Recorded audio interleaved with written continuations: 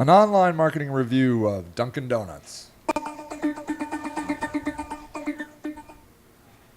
Hi, my name is Sage Lewis. I'm the president of Sage Rock, and I'm trying something new this year. I'm doing evaluations of companies that I admire and I would love to work with.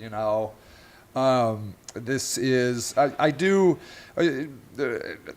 When I'm speaking at shows, like conferences, one of the most popular things that I've done over the years are site evaluations. Those kinds of rooms always get packed, and they're the most fun things I do at a conference. I would do site evaluations from 8 a.m. till 8 p.m.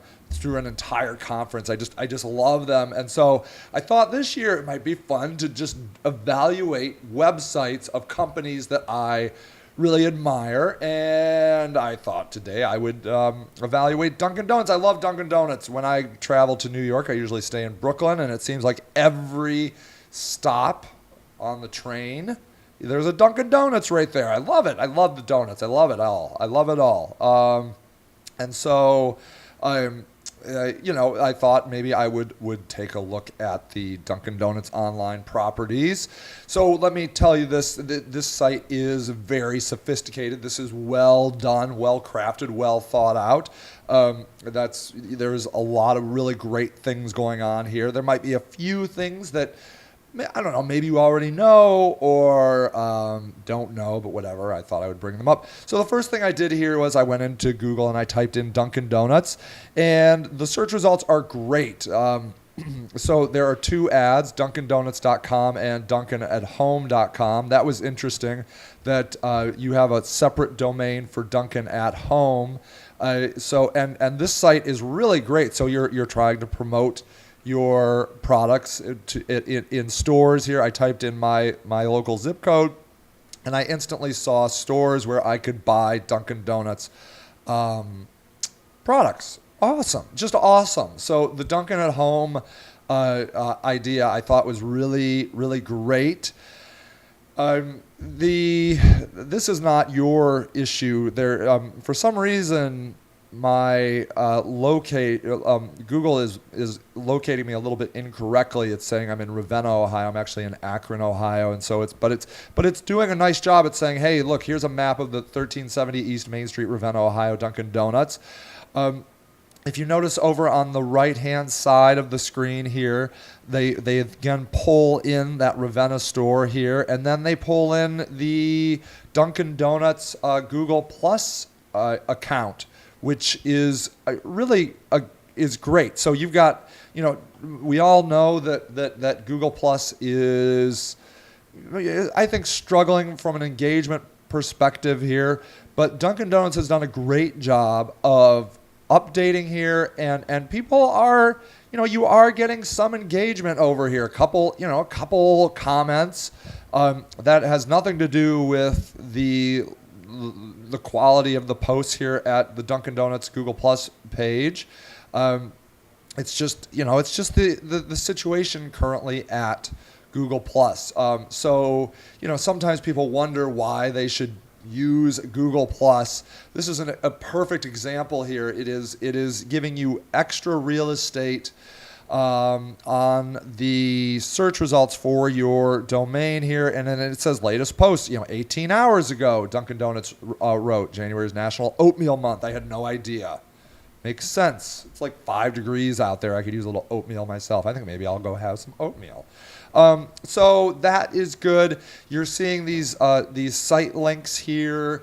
These are being pulled in very nicely. This is Google's doing. You can tell Google to not index certain pages in site links here, but you can't tell them which ones to index. But this is, I think, great. The store locator is number one.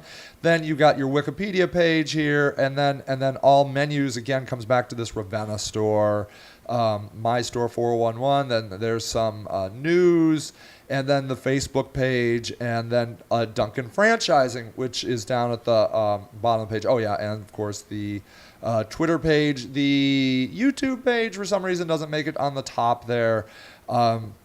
But this is very healthy from my perspective here. So unfortunately, I don't have a screen capture of my phone, but when I went to the Dunkin' Donuts website on my phone, and it detected that I was on a mobile environment, and it said, "Hey, do you want to download the app?"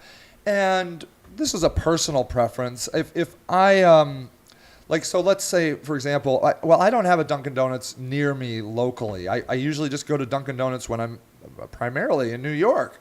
And so I might not get the app because I go to New York 4 or 5 times a year. And so I don't, I'm trying to conserve space on my phone, and so I might not get the app. And so but what happened was when I said no thanks to the app, it took me to the main website.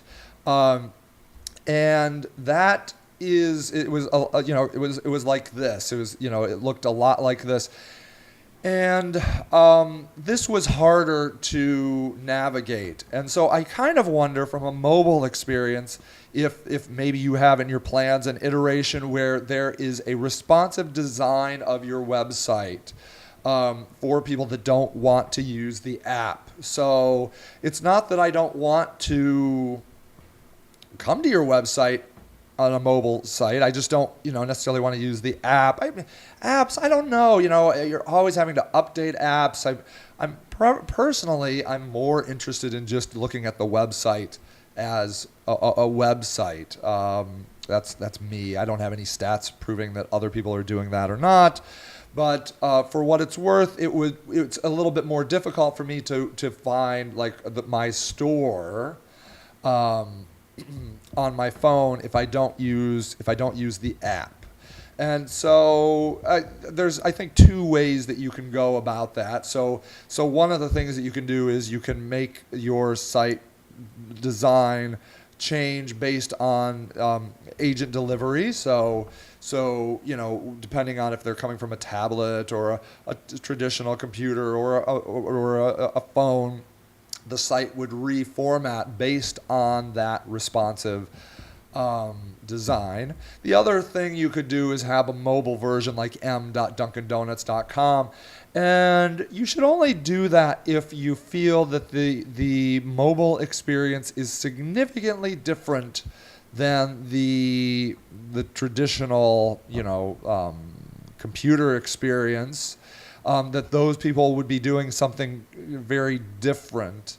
I would imagine that most people are looking for stores and looking at the menu. I would think that your statistics would prove that out. I don't know. I don't have the statistics, of course, but it would seem to me that whatever device you're on, your menu would people would be looking at the menu and store location. If you're using Google Analytics, you can segment that, advanced segmenting. You can look at your traffic by different devices, and so that would prove that out, whether or not there is a significant difference in behavior by device.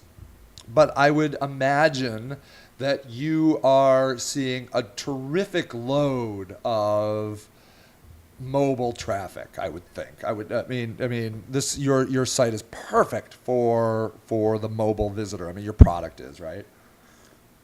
When you need a Dunkin' Donuts, you want to know where the closest one is, and so to that effect, I then started looking at your store locator. So I went in here, and this is very easy to use. I love your store locator here. So I can come in here, I can type in my zip code, and then it gives me all your stores within a 10-mile radius, and it shows me what they have available, Wi-Fi, the Dunkin' Donuts cards it accepts, K-Cup packs. There's a drive-through, see there? This has a full menu, and then you can offer Dunkin' mobile payments, which is awesome. And then I love the fact that I can send this to my mobile device. Super awesome. Then you allow sharing of this. I can get directions here. This is really great. So your store locator is just great. It's just great. So now One of the reasons I chose working on this on your site is because I have a lot of experience in franchises. And so one of the things that you have to decide is whether or not you would make an individual page per store, and it does not appear that that is what you have going on there. I don't think, right? No, I at least I can't. Well, let's see here. If I shared this on Twitter, what would happen? So let's just take a look here. And let's see. Okay, so here, if I take this URL and I put it in here. Okay, so it's not really a different page. This is just what I've done here, it looks like, is added a query string that has injected itself into the search parameters and then shown this result, which is fine. So there's pros and cons to all of this. Because each of your stores does not have its own page, you potentially are missing out on local traffic. Somebody types in Akron Dunkin' Donuts. So let me see what happens if I do that. So Akron Dunkin' Donuts. Okay. So what happens here is it's showing me the home page, and then it's showing me the East Waterloo page, and then it goes to Yellow Pages, Ohio.com, a couple Ohio.coms. So what you can see is that other sites have taken your results. I mean, they're not bad, right? So if I go to this yellowpages.cantonrepository.com, it's showing me it's showing me your stores, which is fine, but you're losing the experience a little bit. Whereas if you had pages for individual stores or for cities even, you would probably get one more listing in the organic results, potentially.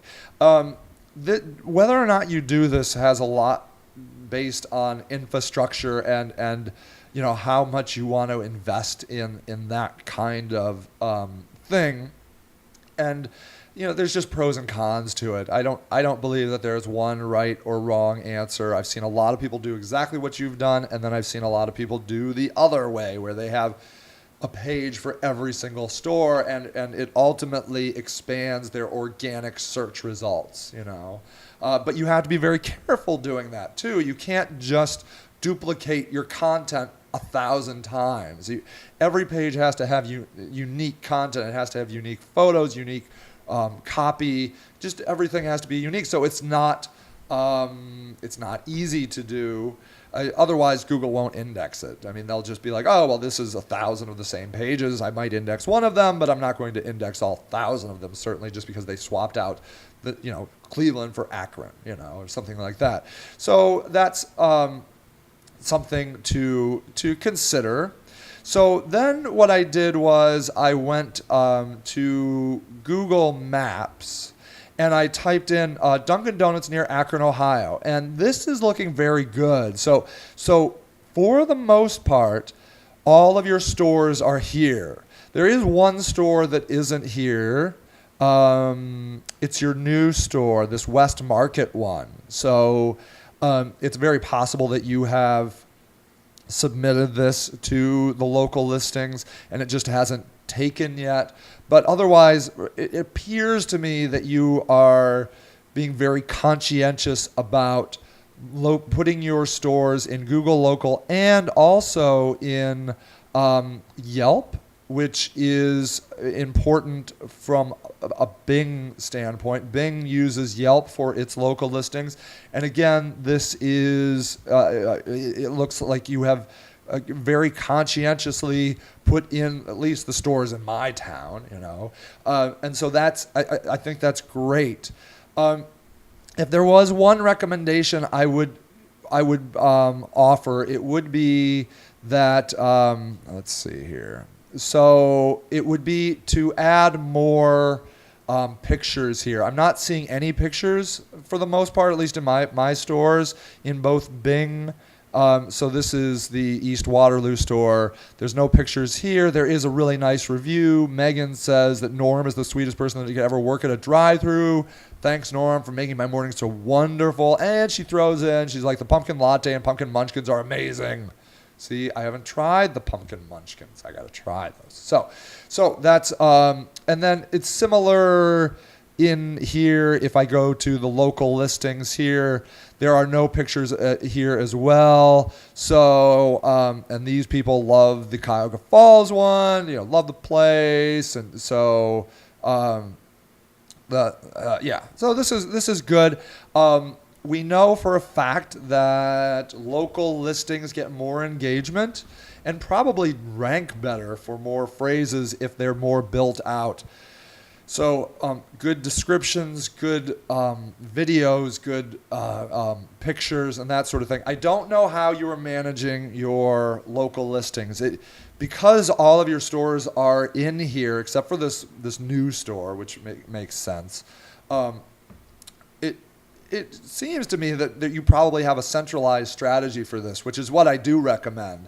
Having a centralized approach to managing all your stores locally is probably the best approach, just because the level of sophistication of individual franchisees is, that's an unknown variable. Some are really great at local. Some are, don't know what you're talking about. And so local is very important, just simply because, it drives a tremendous amount of traffic.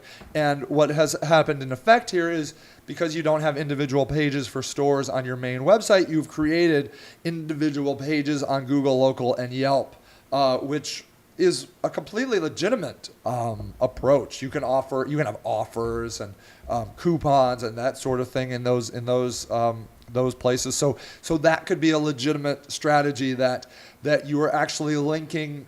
You could, in your store locator, you could actually link to your Google Local page that you have built out and you control. I don't know for a fact if you're controlling all of these, but you certainly should if you aren't. Controlling your local listings is the number one best thing you can do for local search. So that's something that I would potentially consider. You have a blog, which I love. I love the fact that you are blogging. So where is it? Hold on. Let me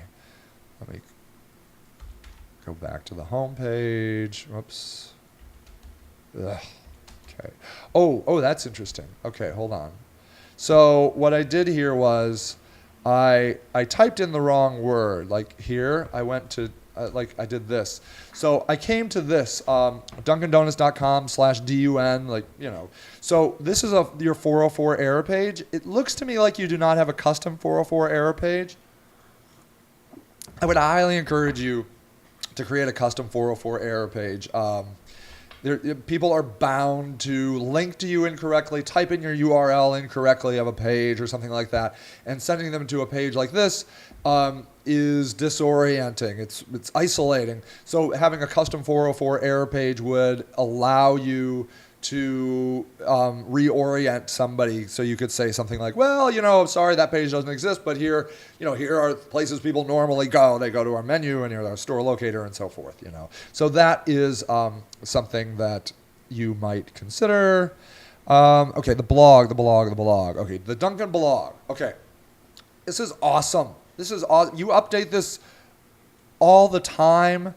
This is great. I mean, it looks like every week maybe, or, well, not always, but the beautiful pictures here. And then I went down here and I saw my favorite. I'm into CEOs, but I love this. So your CEO, my reading list, I just thought that was so great. I thought that was such a great aspect here. So this is great. Now, what I want you to notice is this. So as I'm scrolling through here, watch when I click this. Watch the URL up here. Okay, watch this right here. Okay. it goes to an IP address. Okay, it looks to me like there might be some duplicate content issues going on here. I don't know. I haven't examined what blog tool that you're using here, but I'm just curious why it does that. Why it goes from your domain to an IP address.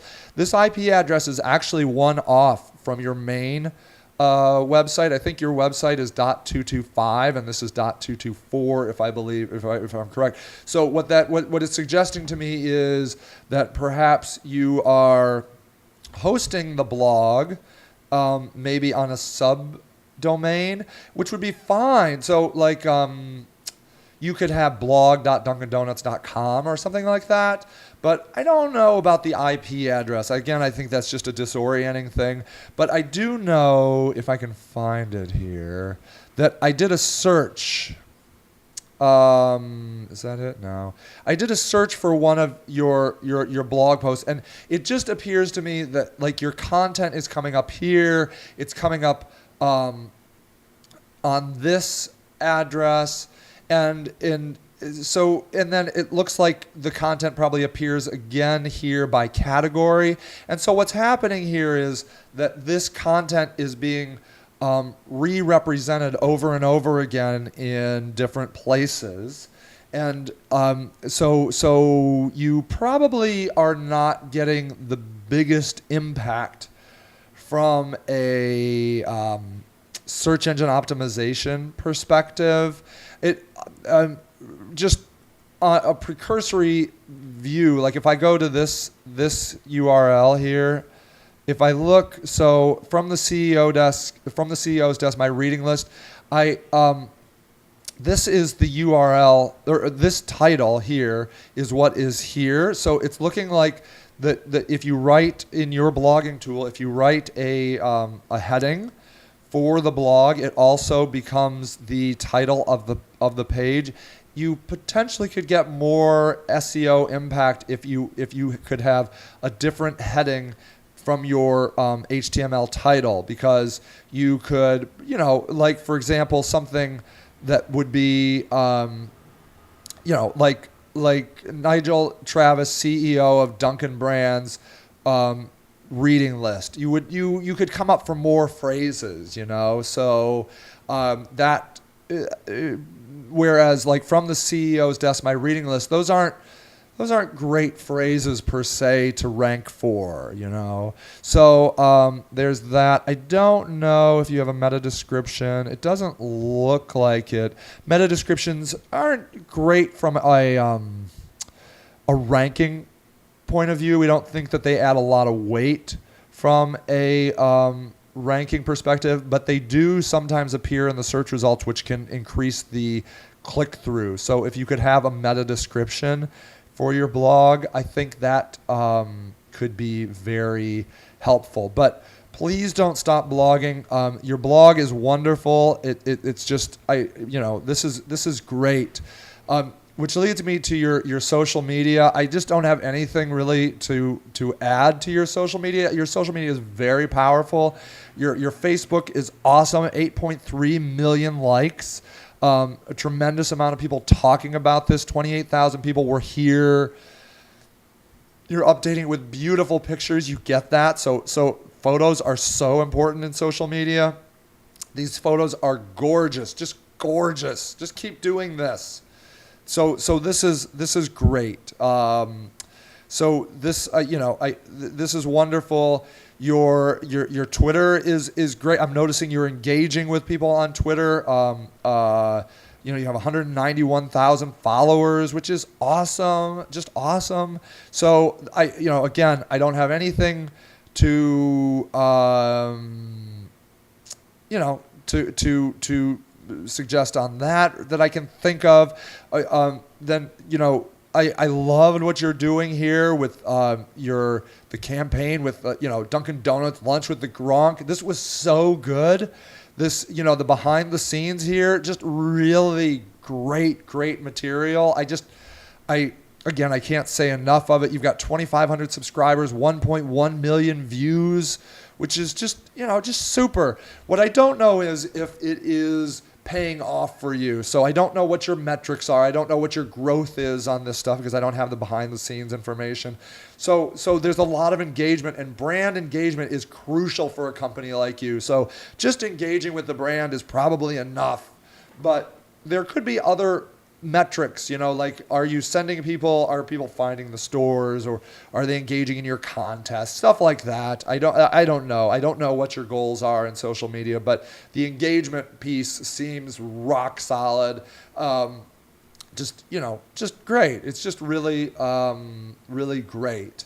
Let's see, was there anything else? I talked about local here, adding more pictures in local I think is going to really help. Just really great stuff. I think that you're doing, you've got a solid thing going on here. I think, coming up with a mobile solution to your website in 2013 would be really great for me, selfishly, right? Because I don't want to download the app. But I do want to know where all the stores are, especially because I use Dunkin' Donuts when I'm out of town. That's when I go to Dunkin' Donuts, and so that's that's great. I think local, just tightening up your local a little bit and working on your blog a little bit more, because the blog is great. Blogging is hard. It takes a lot of time, but it can do really wonderful things. It can drive people into your website that weren't intentionally looking for the Dunkin' Donuts brand, and that's great because you can introduce people to your brand. Oh, one other thing I might encourage is encouraging people to review your website or your local, your company, your properties, your stores in local. So you could have maybe postcards at your stores would say, hey, review us, and you could have like a bit.ly link to Yelp and to Google Local, so you could track how many people are going to that particular store's site and leaving reviews. And I think reviews would help you increase your local weight even more. So okay, now here's one thing I want to. I hadn't looked at this until now, but so for example here, people are checking in, right? They're checking in. I didn't look at your Foursquare, but they're probably over there too. But you can see here that like 90 people have been to the 830 East Waterloo Dunkin' Donuts, and you probably haven't claimed this. And so I would encourage you. I can just tell because it has that fork and knife, thing there. One of the things about Facebook is that anybody can set up a local store, and a local listing for you, and you probably should claim those. Again, a lot of work, but clearly people are into it. They're checking in. They're liking it, and you probably should consider keeping an eye on these. And not taking them down, but probably making sure there aren't duplicates of these. So that happens a lot, that somebody will come to a local store and they'll want to check in at Facebook or Foursquare, and they don't type it in right, and so they open up some other new store. And so like you only want to have one 830 East Waterloo Facebook page, right? And so if somebody opens a new one, you'd want to shut those down. This is an ongoing, never-ending process, but just something to be aware of if you haven't noticed that people are indeed liking and checking in on Facebook, and probably Foursquare. I don't know if you want to wrestle with that. Foursquare is interesting because it's tied into Instagram. So like when I take a picture of something in Instagram, it asked me where I'm located, and it's pulling data from Foursquare. So Foursquare is one of those things that kind of hasn't died yet either, you know. So these are, you know, this is a whole big can of worms, right? But just some things to consider. This was so fun. I hope you found this useful. You guys are doing a great job. This is online marketing is a never-ending battle. It's just, you know, it's a huge topic. But you know, if there's anything I can do to help, if you'd like to talk about this more, please let me know. I've also put a link down in the bottom to something called the Sage Rock System. It's a group consulting thing. It's actually ideal for franchises. I'll put a link to the franchise offer as well. One link will be to the free evaluation that you can try, and then I'll put a link to the Sage Rock franchise system that's all about helping franchises and, you know, stay on the same page. That's the biggest thing, right? Is helping all your franchise owners stay aligned with the messaging and the online marketing, because, you know, they'll start creating stuff that maybe you didn't want them to create, or maybe you had a plan for. And what it does with the Sage Rock franchise system is it allows people to come together in a united focus. It could be like a real value-added component to being part of the Dunkin' Donuts franchise. And so I'll give you that link too. All right, thank you so much for watching this. Once again, I hope this was useful. And my name is Sage Lewis. I'm from Sage Rock. Bye now.